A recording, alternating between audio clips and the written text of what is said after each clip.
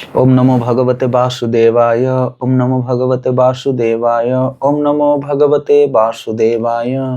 ओम ज्ञानतिमिरान्धस्य ज्ञानाञ्जनशलाकया चक्षुरुन्मिलितं येन तस्मै श्रीगुरवे नमो। नमो विष्णुपादाय कृष्णप्रेष्ठाय भूतले श्रीमते भक्तिवेदान्त स्वामिनिति नामिने। नमस्ते सारस्वती देवे गौरवाणी प्रचारिणे निर्विशेष शून्यवादी पश्चात देश तारिणे।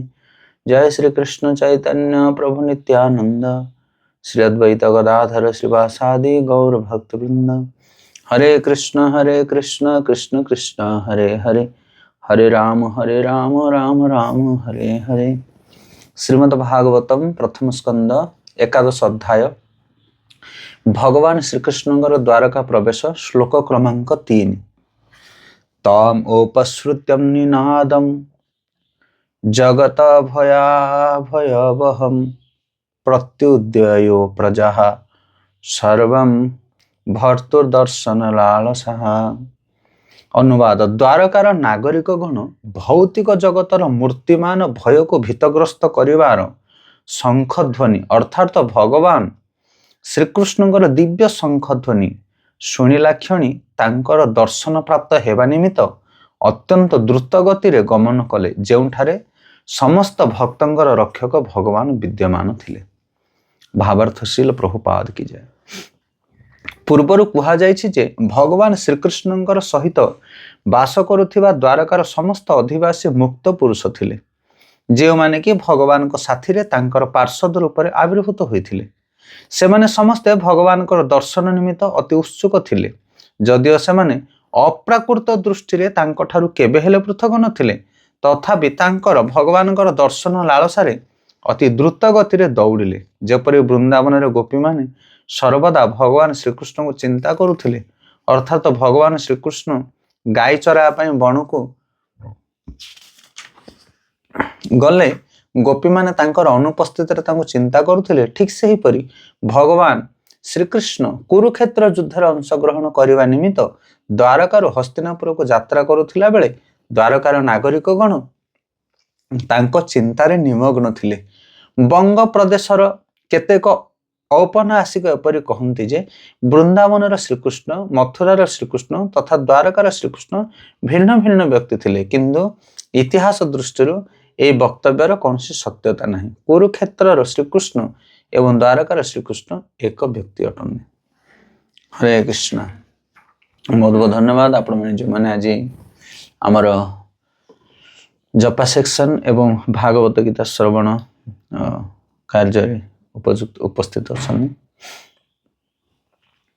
तो ये आम पाठ करुचे ए श्लोक वर्णना कराई कि जिते बड़े भगवान कृष्ण द्वारकार जाके उपस्थित होउछन्नी, प्रथमे शंखनाद करुछन्नी एवं तांकर शंखनाद को श्रवण करबा मात्रे के जो द्वारकार अधिवासी माने जो माने भगवान कृष्ण को अत्यधिक भल पाउथिले एवं तांकर विरह रे तांकर प्रतीक्षा रे समस्त अनै बसिथिले, भगवान को पीड़ित थिले, सेमाने समस्ते शंखनाद शुणिबा मात्रे के दौड़िले भगवान कृष्ण को दर्शन करिया पई। तो एठी श्रील प्रभुपाद पर्पट लिखुछन्नी कि ए जो द्वारकापुर अधिवासी माने ए माने सब बेले भगवान का संगरे रहुथिले। के भली भाबरे ना अप्राकृत दृष्टि, गोटा हला प्राकृत आ गोटा हला अप्राकृत। प्राकृत माने भौतिक जगत दृष्टि बा सामाजिक दृष्टिकोण ए माने द्वारकार अधिवासी माने भगवान कृष्ण को किछि दिन हला दूरे जाइथिले, माने से हस्तिनापुर को चली जाइथिले भगवान कृष्ण, किंतु माने द्वारकार थिले। ये हला प्राकृत दृष्टि। किंतु अप्राकृत दिव्य दृष्टि अर्थ होछि एया कि से माने सब बेले भगवान को चिंता करथिले, आउ से माने भगवान कर नित्य पार्षद। भगवान जो तांकर निज धाम अछि नित्य धाम, से धाम रे भगवान सब बेले तांकर भक्त मानक सहित लीला करनी। सेठी केबे हेले तांकर लीलार परिसमाप्ति हुए ना, किंतु बेले बेले से माने कोन करंदी ना से धाम रो अवतरण करी एठी विभिन्न प्रकार लौकिक लीला, भौतिक लीला बा प्राकृत लीला संपादन करंती साधारण मनुष्य मानक शिक्षा देबा पई। अन्यथा भगवान ठाରୁ भक्त माने केबे हेले दूरे रहंती नाही। तो सब बेले भगवान को चिंता कर भक्त मैंने एठी बहुत सुंदर उदाहरण दौरान शिल प्रभुपाद कि जितेबाला भगवान कृष्ण वृंदावन लीला करुले एवं भगवान कृष्ण तांकर सखा मान सहित गोबत्साचारण करने जंगल को चली जाऊे से गोपी माने कृष्ण अनुपस्थित से कृष्ण को चिंता करुले सब बेले आ भगवान कृष्ण सामने थे जी आनंद मिले जी चिंता करा जाए कृष्ण दूरे गला पर अधिक आनंद मिले भक्त मान को एवं अधिक गभीर भाव से भगवान को चिंता करनी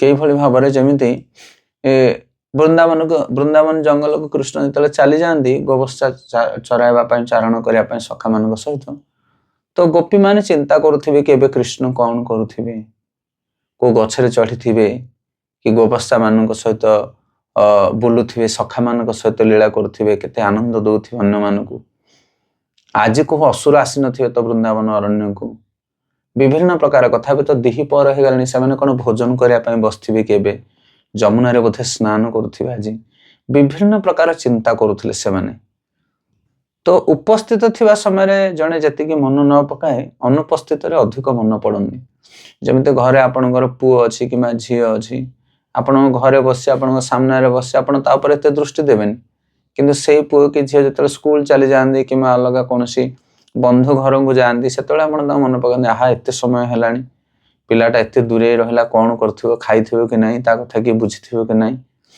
तो विभिन्न प्रकार चिंतार से निमज्जित रहते तो से भाव में आउ खाली सेतिकी नुह पुनर्बार जिते से फेरे तुम पुओटे आसिक दांड द्वार देख माँ बोली डाक दब जो तुम कौन आवेगर दौड़ी जा आहा 2-3 घंटा है मो पाखे ना से खाई ना ना केमती कौन स्थिति किए ताकू नहीं कि आसी शरीर ठीक अच्छी कि ना व्याकुलित होकर आम चली जाऊँ ग्रहण करने तार हालत विषय देखापी तार जत्न नापी ताठार माँ डाक शुणापी जो माँ आ पुओ भितर जो संबंधर जो स्वाद को आस्वादन करने से बहुत किसी लुचि रही थाए से मिलन रे माँ पुओर मिलन रे तो से भाव में ये जो द्वारकार अधिवासी माने एमाने सतत भगवान को चिंता करुले गोपी मान भली किंतु जिते भगवान कृष्ण शंखनाद शुभागला से आकुलित व्याकुलित भाव में मैंने दौड़ी जाऊँ निकट को सहित आदान प्रदान करने सुंदर रूप को देखापी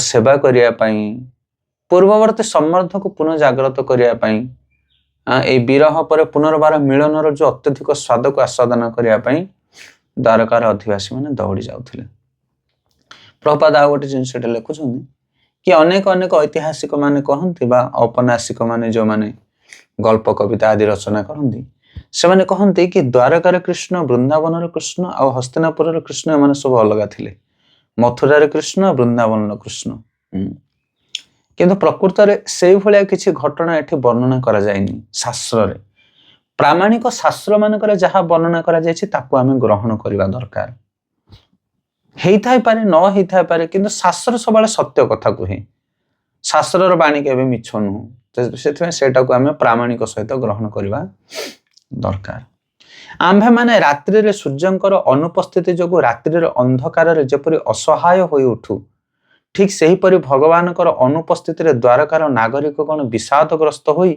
निजको असहाय मन करुथिले भगवान श्रीकृष्णकर शंखध्वनि ठीक प्रभातकालीन सूर्यंकर उदय सदृश थिला सूर्य उदय रे जीव जगत निद्रार उत्थित हेला भली द्वारकार अधिवासी गण श्रीकृष्ण रूपी सूर्यंकर उदय रे व्याथा रूपक निद्रार उत्थित हेले एवं सेमाने समस्ते तांकर भगवानकर दर्शन निमित्त दौड़ी आसिले भगवानकर भक्तगण भगवान को व्यतीत आउ काहारी को रक्षक बोली जानती नहीं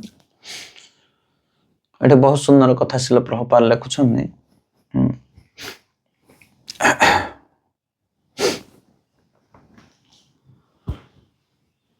जे भली भाबरे संध्या आगत हेले समस्त जीव जगत शांत हो जाती निज निज कार्य समस्त निवृत्त हो जाती एवं सकाळ पाहिबा मात्रे के जमिति समस्त जीव जगत उठी जाती तांकर शयन कक्षरु एवं समस्त निज निज कार्य युक्त हो जाती तो से भली भाव में ये हस्तिनापुर जो द्वारकार अधिवासी माने ଭଗବାନ କୃଷ୍ଣ ଚାଲିଗଲା ପରେ ଯେମିତି ସନ୍ଧ୍ୟା ଆସି ଯାଇଥିଲା ଦ୍ୱାରକାରେ, ଅନ୍ଧାର ଘୋଟି ଯାଇଥିଲା।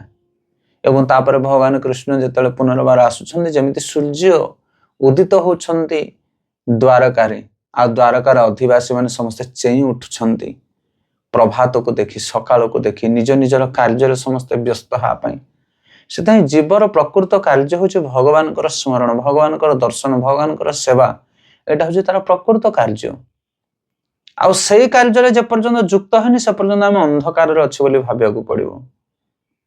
ଜୀବ ଜାଗ ଗୋରା ଚାନ୍ଦ ବୋଲେ, କତ ନିଦ୍ରା ଯାଅ ମାୟା ପିଶାଚିର କୋଲେ।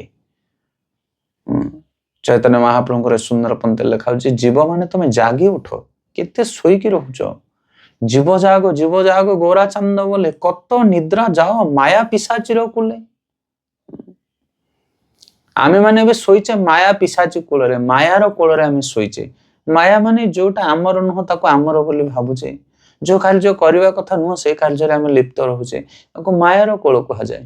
କିନ୍ତୁ ଯେତେବେଳେ ଆମେ ଭଗବତ ଚେତନାରେ କାର୍ଯ୍ୟ କରିବା ସେତେବେଳେ ଉତ୍ଥାନ ଉଠି ପଡିବା ଭଳି କୁହାଯାଏ। ହଁ, ପ୍ରକୃତରେ ଏ ଚେତନା ଫେରି ପାଇଛି, ଭଗବତ କାର୍ଯ୍ୟରେ ଯୁକ୍ତ ଅଛି।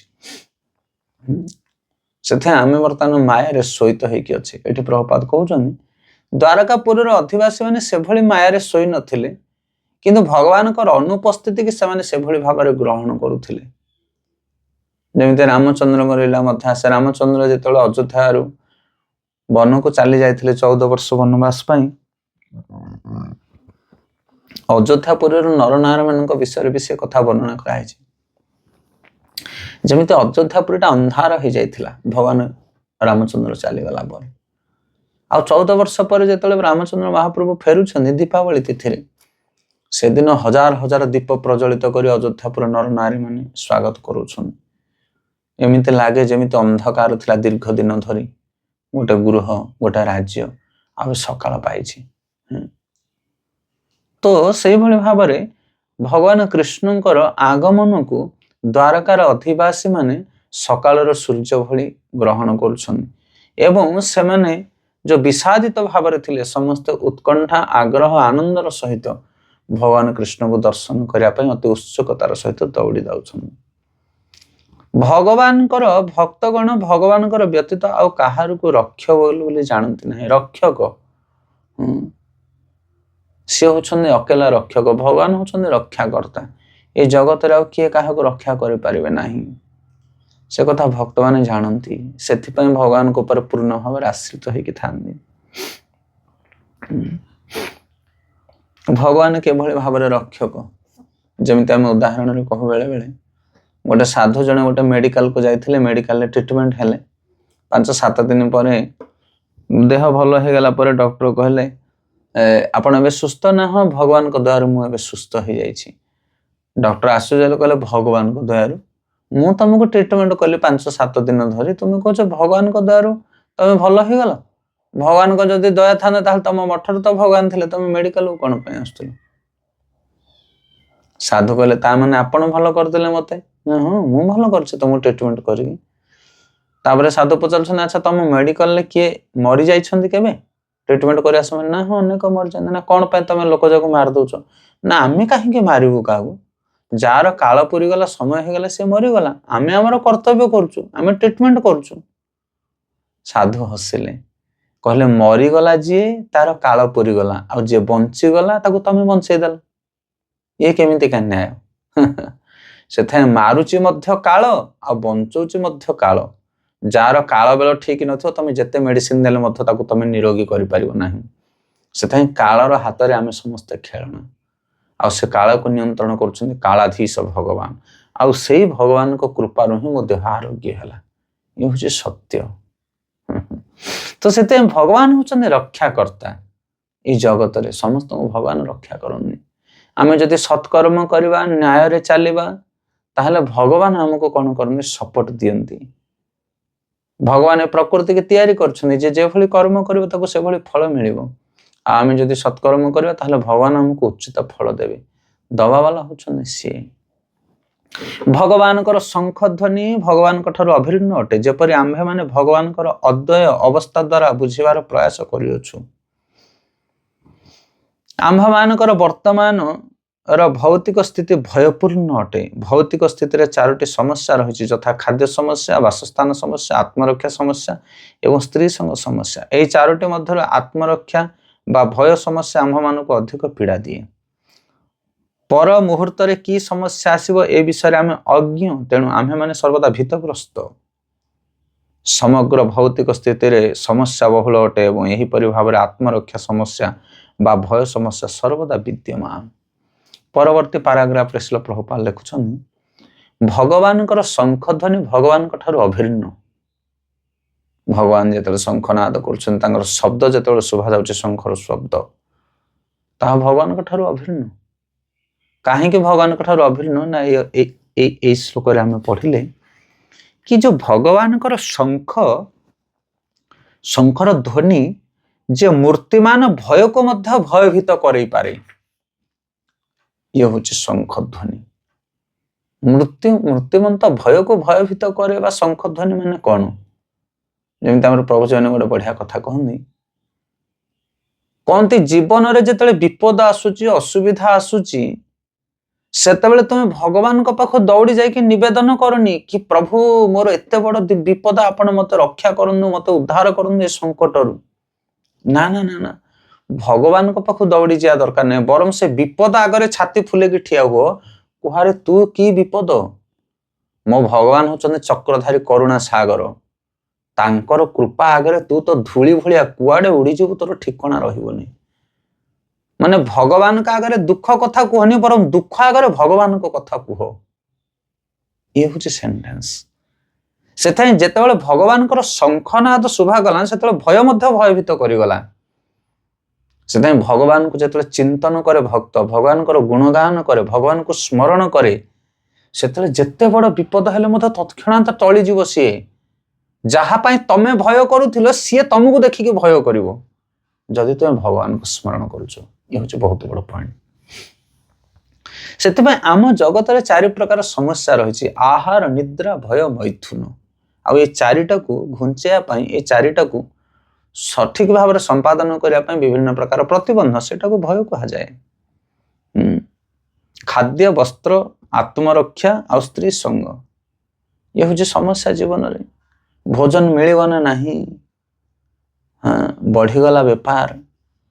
एवं बहुत बड़ समस्या है आमर, आपण मैंने देखिथे भारत में बर्तमान सब गुटखा बंद कर दि जाए, तो सेटा बर्तमान लोक भय जो गुटखा न मिले आम कौन खाइबू बंचबू केमिति, केते बड़ समस्या हो गला। गवर्नमेंट सब गुटखा फैक्ट्री मान को सील कर दूची, गुटखा खाइबा बंद। से दुकान मानक सब डबल रेट कर देछन, 10 टंकिया गुटखा 20 टंका हेकि लोक 10-20 टा लाख आगुआ कलेक्ट कर दूछन। भय खाली गुटखा सर कौन खाइब, आहार कई भाया जीवन समस्या। विभिन्न प्रकार समस्या से प्रभुपाद कहते विभिन्न प्रकार समस्या पदम पदम यत विपदा तेसा। प्रति पादर जो विपद भरी रही सेटा हूँ भूलोक आम मैंने रही आम जाने आसंता काली सकाळ पाइले आम जीवन में कौन विपद आसो, से सब भयभीत, आम सब भयभीत। यार एकमात्र कारण आमे माने भगवान माया शक्ति सहित जड़ित हो बहिरंगा शक्ति कह जाए। भगवान दिव्य नाम कीर्तन बा नाम उच्चारण ध्वनि जहाँकि भगवान अभिन्न अटे, कान रे पड़िले समस्त प्रकार भय सांगे सांगे दूरीभूत हो जाए। जेपरि श्री चैतन्य महाप्रभु 16 नाम युक्त दिव्य महामंत्र ध्वनि करथिले, हरे कृष्ण कृष्ण कृष्ण हरे हरे, हरे राम राम राम हरे हरे।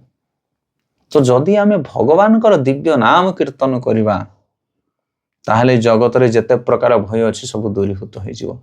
बहिरंगा शक्ति माया शक्ति द्वारा आमे जो दुख पाउचे से दुख सांगे सांगे निर्वापित हो जिवो। से भय स्वयं निजे भय करके चली जीवो। कौन कले जदि भगवान ध्वनि तरंग को आमे ग्रहण करिबा, जेमिति शंखनाद विषय वर्णन कराई।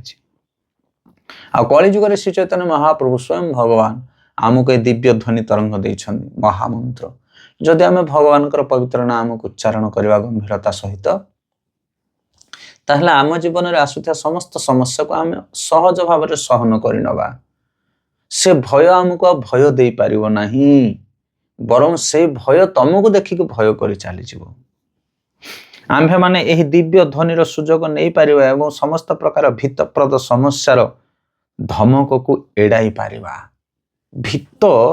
ଭୀତପ୍ରଦ ସମସ୍ୟା, ଭୀତପ୍ରଦ ମାନେ ଯୋଉଟା ଭୟ ଉତ୍ପାଦନ କରୁଛି, ଯୋଉ ସମସ୍ୟା ଜୀବନରେ ବିଭିନ୍ନ ପ୍ରକାର, ମୋର କଣ ମୁଣ୍ଡ ବୁଲେଇ ହେଲାଣି, ମତେ କଣ ଡାଇବେଟିସ୍ ହେଇଗଲା କି, ବ୍ଲଡ ପ୍ରେସର ହେଇଗଲା କି, ମତେ କଣ ଭାରି ଭାରି ଲାଗିଲାଣି, ଭୟ,